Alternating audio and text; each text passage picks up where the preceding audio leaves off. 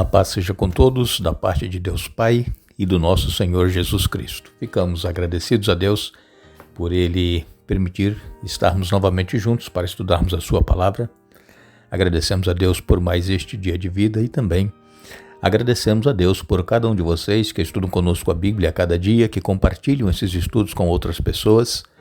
Agradecemos a todos que são inscritos no canal Hora Tranquila no YouTube, que clicam no dedinho de joinha, e ainda agradecemos a todos vocês que nos escrevem dizendo de onde estão acompanhando os estudos. Queremos aqui mandar um alô especial para Marli Abreu Lima, de Alto Horizonte, em Goiás. Maria Janiere Silva Martins é de Timon, no Maranhão. Miriam Pereira é de São Paulo. Alexandro Schneider é de Jaguaré, no Espírito Santo. Dilma Reis é de Belém, no Pará. Lucas e os irmãos da Igreja Adventista lá de Vicentina, Rio Grande do Sul. Que Deus abençoe a todos e agradecemos a todos que nos escrevem.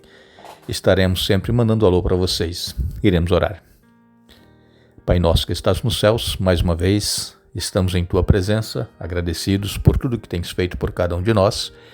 Te agradecemos por este dia, por estes momentos que temos para estudar a Tua Palavra. E pedimos que Teu Espírito Santo esteja presente conosco, abrindo a nossa mente, nos ajudando a entender e colocar em prática em nossa vida os Teus ensinamentos.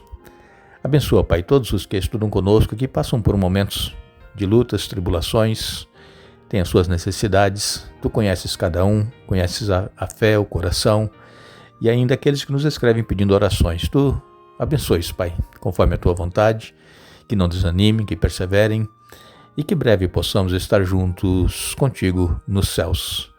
Pedimos e agradecemos em nome de Jesus. Amém.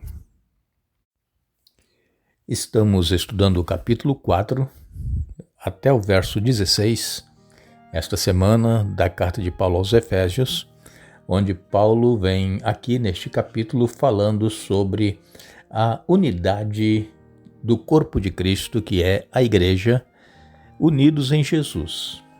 Nós, por nós mesmos, nós não conseguiríamos nos manter unidos como irmãos da fé, porque são muitas as divergências que existem, são muitas separações de classes, de status, mas em Cristo nós somos unidos e somos um só corpo. Assim como o corpo humano, cada parte do corpo depende uma da outra para que o corpo esteja bem, funcionando bem, assim também a Igreja de Cristo, o corpo de Cristo, precisam estar todos cheios do Espírito Santo, guiados, dirigidos pelo Espírito, para poderem viver unidos. O estudo que nós fizemos ontem fala exatamente isso, que a Igreja, como corpo de Cristo, ela é unida numa só esperança, a esperança da breve volta de Jesus, que virá para nos buscar. E então, nós temos uma só fé, um só Senhor, e passamos por um só batismo, que é o batismo por imersão, aquele que a pessoa é mergulhada na água, e para que nós possamos fazer parte deste corpo. É interessante, irmãos, que tantas diferenças que existem entre pessoas, mas todos estão ali congregados. Por quê? Porque são unidos pelo Espírito Santo. É o Espírito Santo que nos dá a mansidão, nos dá a humildade, nos dá também a longanimidade, como nós já falamos aqui esta semana. Isso tudo é o Espírito Santo que faz por nós. Porque nós, seres humanos, nós temos os nossos problemas, né? Porque somos carnais, temos os nossos desejos, paixões carnais, e se nós não tivermos a unção do Espírito Santo em nós, nós iremos querer ser melhores do que os outros, ter mais destaque, aparecer mais do que os outros. Isso tudo faz parte da natureza humana. Mas quando somos unidos em Cristo, mesmo havendo essas diferenças de pessoas mais cultas, pessoas mais abastadas financeiramente, pessoas humildes, tudo isso desaparece em Cristo Jesus. Estamos ali todos iguais. É claro que existem as pessoas que têm mais conhecimento, existem aquelas pessoas mais humildes, mais simples, que às vezes não têm nem estudo. Isso existe, mas isso não aparece quando nós estamos unidos em Cristo. Jesus, diz aqui o apóstolo Paulo, em Efésios, no capítulo 4, nos versos 7 a 10, ele diz que Jesus, ele foi exaltado. Diz aqui Paulo, a partir do verso 7, e a graça foi concedida a cada um de nós, segundo a medida do dom de Cristo. Por isso diz, quando ele subiu às alturas, levou cativo o cativeiro e concedeu dons aos homens. Ora, o que quer dizer? Ele subiu, senão que também havia descido até as regiões inferiores da terra? Aquele que desceu é também o mesmo que subiu acima de todos os céus para encher todas as coisas. Efésios capítulo 4, versos 7 até o verso 10. Jesus, diz aqui, ele subiu às alturas e levou cativo os cativeiros. Quando foi que Jesus subiu às alturas? Exatamente após a sua ressurreição. Nós nos lembramos dos evangelhos, quando aquela mulher foi até o sepulcro para poder embalsamar o corpo de Jesus e viu ali uma pessoa. E então pensou que fosse o jardineiro. Mas quando Jesus falou com ela, dirigiu a sua palavra, ela reconheceu que era Jesus e ela quis então tocar em Jesus. E aí Jesus disse, olha, não me toques, ainda não subi ao meu Pai. Após a ressurreição, Jesus ele foi ao céu para ter certeza de que o sacrifício dele havia sido aceito, havia sido todo o suficiente para pagar o preço do pecado de cada ser humano. E quando Jesus subiu aos céus após a sua ressurreição, naquele domingo de manhã, ele levou consigo cativo os cativeiros. Quem são esses cativeiros, os cativos? Exatamente aqueles que ressuscitaram quando Jesus expirou na cruz do Calvário, houve aquele terremoto, e então muitos dos santos que estavam sepultados ressuscitaram. E no domingo pela manhã, eles entraram na cidade, foram vistos por muitas pessoas. Esses cativos, Jesus levou com eles estão nos céus. Não sabemos a quantidade, diz que uma quantidade de santos que estavam dormindo, sepultados, foram ressuscitados pelo poder de Deus. É a prova de que nós também, se passarmos pela morte, ressuscitaremos. Se nós morrermos em Cristo, ressuscitaremos e seremos levados com Jesus para vivermos com Ele para todo sempre.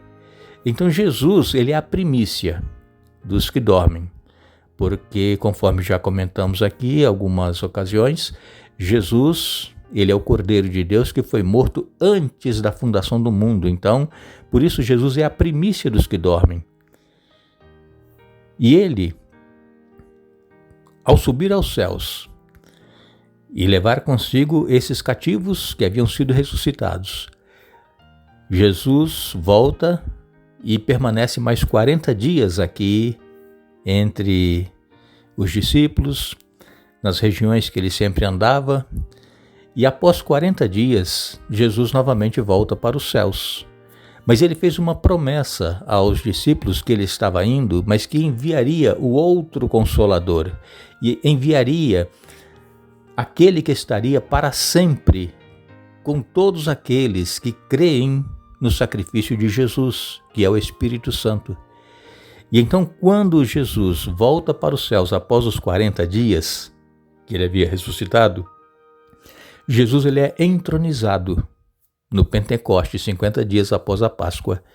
E no dia que Jesus é entronizado, o Espírito Santo é derramado sobre aqueles que estavam ali no cenáculo orando. Como Jesus disse, olha, vocês permaneçam, não saiam de Jerusalém, enquanto não forem cheios do poder do alto. E eles não sabiam que poder era esse, mas foi o Espírito Santo que foi derramado.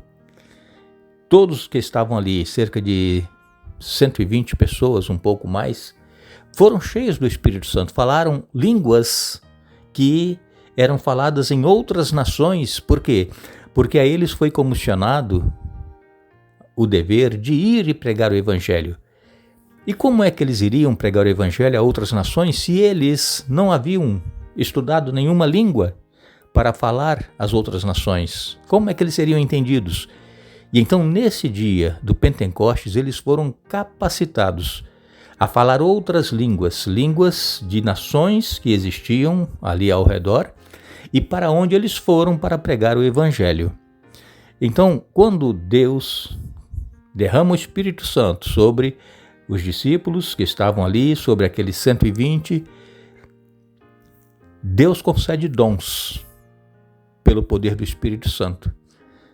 É esse o trabalho do Espírito Santo. Primeiro, convencer a pessoa de que ela está em pecado, convencer da justiça e também convencer do juízo que está para vir, que é o juízo quando Jesus voltar para trazer a recompensa a cada um segundo as suas obras. A palavra de Deus, irmãos, ela é clara em dizer que todos aqueles que aceitam a Jesus em suas vidas, que passam a caminhar uma nova vida com Cristo, que buscam o poder do Espírito Santo diariamente, são capacitados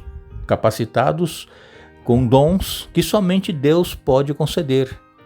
Às vezes, nós gostaríamos de ter determinado dom, mas nós não temos. Nós vemos que uma outra pessoa desempenha tão bem um dom que nós gostaríamos de ter, mas Deus nos capacita com outros dons.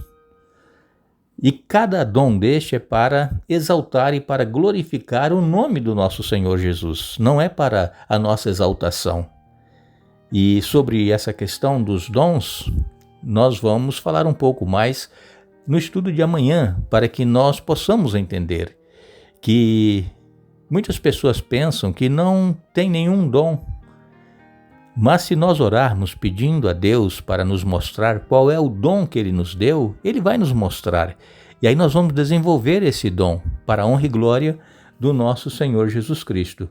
Então, conforme diz aqui o apóstolo Paulo, em Efésios capítulo 4, versos 7 a 10, Jesus ele subiu às alturas, levando consigo o cativeiro, e concedeu dons aos homens. É maravilhoso, irmãos, nós crermos neste Deus que tem o controle de todas as coisas. Infelizmente, muitas pessoas aceitam a Jesus em suas vidas, mas não deixam que Jesus tenha o controle sobre ele, sobre essa pessoa. Eles querem continuar agindo e atuando conforme pensam que eles podem e têm capacidade de atuar. Então essa pessoa, ela pode fazer boas coisas, mas nunca será completamente usada pelo poder de Deus. E Deus quer nos usar, irmãos. Deus, Ele quer. Para isso nós precisamos nos humilhar.